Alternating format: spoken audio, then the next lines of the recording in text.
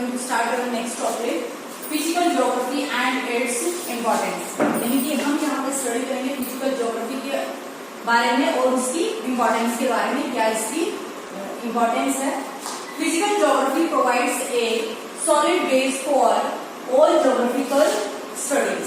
यानी कि geographical studies के बारे में, भौगोलिक क्षेत्र के बारे में जो भी हम स्टडी करते हैं उसके लिए ज्योग्राफी क्या प्रोवाइड करता है, एक solid base. It means geography के आधार पर ही हम आपके बारे में या ऑल ओवर प्लैनेट्स के बारे में, यूनिवर्स के बारे में स्टडी करते हैं, ज्योग्राफिकल फीचर्स के बारे में थ्रू ज्योग्राफी.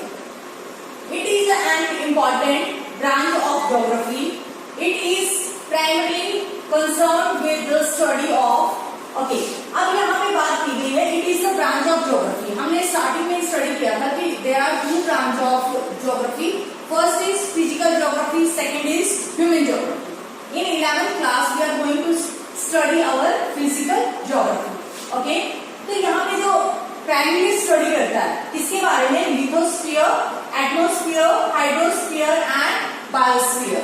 यानी कि जो हमारा जलमंडल है, स्थलमंडल है, वायुमंडल है, प्लस जो जीव मंडल है उनके बारे में स्टडी करता है.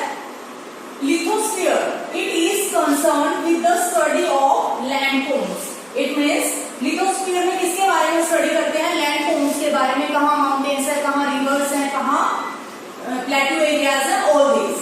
और इससे रिलेटेड क्या आएगा, ड्रेनेज, रिलीफ एंड फिजियोग्राफी.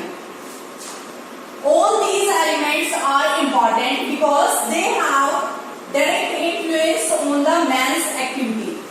ये सारे के सारे जो फैक्टर्स हैं लिथोस्फीयर में, वो सारे के सारे डायरेक्टली इफेक्ट होते हैं किसके द्वारा, मानव की एक्टिविटीज के द्वारा, उसके क्रियाकलापों के द्वारा. किस प्रकार से, सपोज करो कि वो पानी को यूज करता है, रिवर्स में एक्स्ट्रा पानी जो फ्लो करता है, फ्लड आते हैं, तो वो सारी किसकी अकॉर्डिंग आएगा, ह्यूमन बीइंग की एक्टिविटीज के अकॉर्डिंग.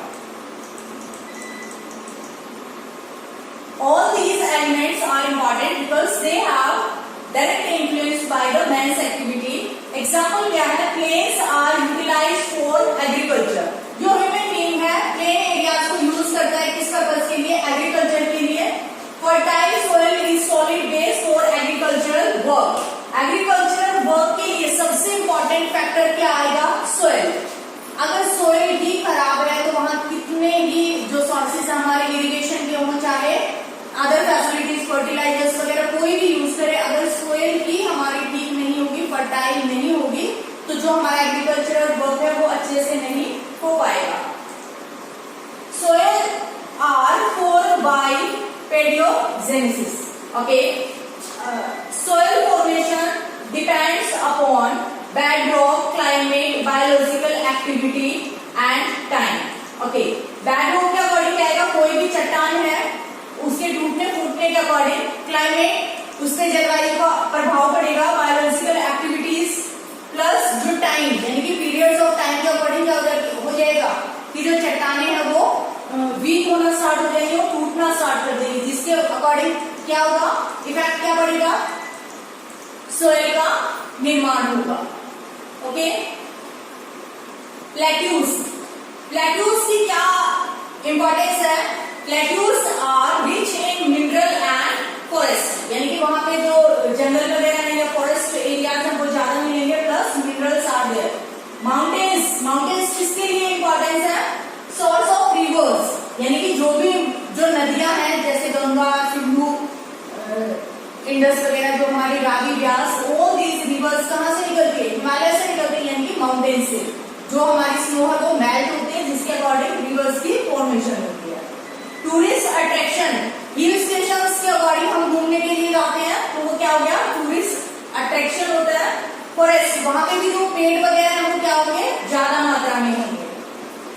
क्लाइमेट इन्वॉल्व्स, क्लाइमेट में क्या क्या चीजें इन्वॉल्व की जाती हैं, study of composition and structure of atmosphere and it's element. It means composition यानी कि किन किन चीजों से बनी है, उसमें चाहे हमारा टेम्परेचर आए, रेनफॉल आए, ह्यूमिडिटी आए, एयर प्रेशर आए, all these things. Structure of atmosphere की वहां की जलवायु कैसी है, इट्स एलिमेंट, वो सारे के सारे एलिमेंट्स जो क्लाइमेट के अंदर इंक्लूड किए जाते हैं. Climate efforts our basic need, natural vegetation, cropping pattern and livestock etc. Okay, जो क्लाइमेट है वो किन किन चीजों के अफेक्ट करती है? जो हमारी बेसिक नीड है, जो हमारा food, shelter and clothing, all are changing according to the climate. क्योंकि हम एक जैसी जो क्लॉथिंग है वो पूरे के पूरे साल नहीं पहनते, क्या करते हैं, जैसे ही मौसम चेंज होता है, क्लाइमेट चेंज होती है, हम अपने जो क्लोथिंग है वो भी क्या करते हैं, चेंज करते हैं। नेचुरल वेजिटेशन जो हमारी फ्रूट्स, ट्रीज वगैरह ये सारी चीजें, वो भी क्या होगा, जिनका फ्रूट आएगा वो भी according to the season. And cropping pattern, यानी कि जो हमारी रबी की फसल है और खरीफ की फसल है वो भी क्या होती है, चेंज होती रहती है। Okay, monsoon rainfall reaches the ground water aquifers. Okay, जो मॉनसून का जो रेनफॉल होता है वो क्या करता है, रिचार्ज करता है किसको, ग्राउंड वाटर को। किस तरीके से, जो भी रेन के फॉर्मेशन में पानी ग्राउंड लेवल पे आएगा तो वो कहीं ना कहीं कुछ पार्ट नीचे जमीन में भी जाएगा, तो जो हमारा ग्राउंड वाटर है उसका लेवल क्या हो जाएगा, इंक्रीज होना स्टार्ट कर देता है। तो इसीलिए वो रिचार्ज करता है ग्राउंड वाटर को।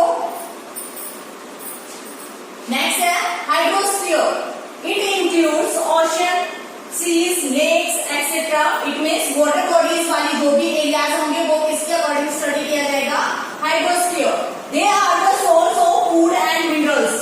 सोर्स ऑफ फूड किस तरीके से, जैसे फिशिंग वगैरह की जाती है, वो फिशिंग वगैरह कैच की जाती है, उनको फूड की फॉर्मेशन में हम यूज करते हैं। एंड मिनरल्स जैसे कि पर्ल्स वगैरह फाइंड आउट होते हैं। Biosphere, it lies at the interfaces between the first three inorganic rings, यानी कि ये तीनों रिंग्स के बीच में लाइज करता है। It means lithosphere, hydrosphere and biosphere. इसके बीच में जो हमारा आता है बायोस्फीयर वो क्या होगा, एटमोस्फीयर, लिथोस्फीयर एंड हाइड्रोस्फीयर। उसके बीच में हमारा जो आएगा बायोस्फीयर, ये तीनों के बीच में लाइज करता है। इट इम्पॉर्टेंट रेंज, यानी कि ये जो हमारा बायोस्फीयर है वो इम्पॉर्टेंट है because it contains all forms of life including human, animal and plant life. ये इम्पॉर्टेंट रेंज है, why, because it contains life. यहाँ पे लाइफ एग्जिस्ट करती है, चाहे वो ह्यूमन बीइंग हो, चाहे वो एनिमल्स हो, चाहे वो प्लांट्स हो। नेक्स्ट है,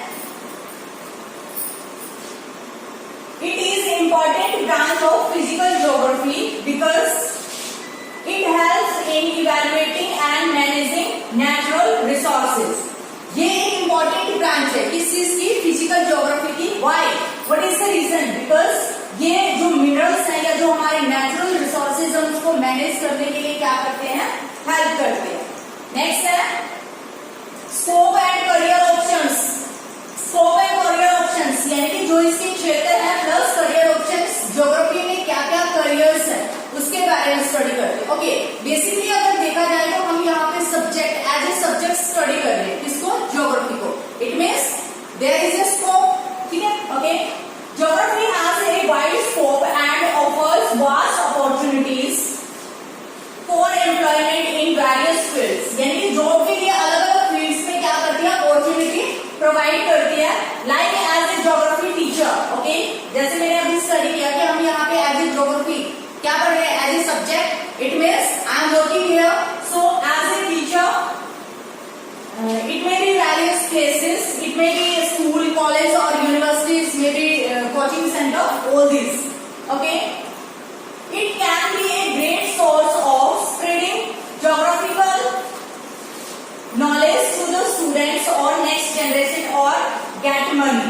Okay, अब यहाँ पे great source है spread करने का, किस चीज के लिए, geographical information। Okay, जो teachers वगैरह या जो coaching देते हैं वो क्या करते हैं, ज्योग्राफी के बारे में नॉलेज स्प्रेड करते हैं, देते हैं बच्चों को, बच्चे उसको सीखते हैं, प्लस साथ में क्या करते हैं, फीस पे करते हैं। तो जो आपको नॉलेज देगा वो गेट मनी, इट मींस उसको पैसा भी मिलेगा। Like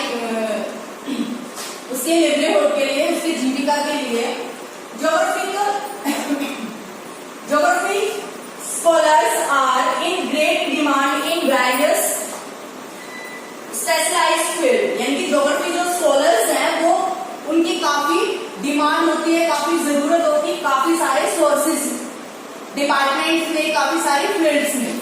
survey of India department, जो भी सर्वे वगैरह किया जाता है, चाहे वो सेक्स रेशो फाइंड आउट करना है, चाहे वो लिटरेसी रेशो फाइंड आउट करना है, या पॉपुलेशन के अकॉर्डिंग लगेगा, तो survey of India department they required geography scholars.